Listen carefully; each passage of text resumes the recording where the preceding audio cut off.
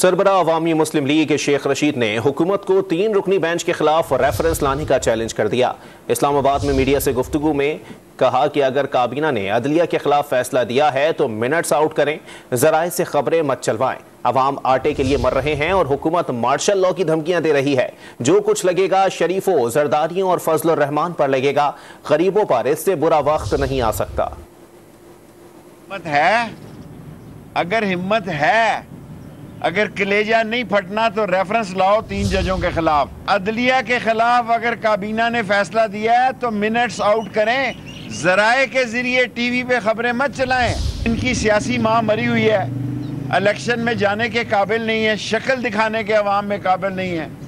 आटे से मर रहे हैं लोग एड़ियाँ रगड़ रगड़ के, और ये कह रहे हैं डॉलर 500 रुपए का हो जाएगा, एमरजेंसी लग जाएगी, मार्शल लॉ लग जाएगा। जो कुछ भी लगेगा इंशाअल्लाह ताला इन शरीफों, जरदारियों और फजल रहमान पे लगेगा। गरीब पर इससे बुरा वक्त नहीं आ सकता जो आया हुआ है।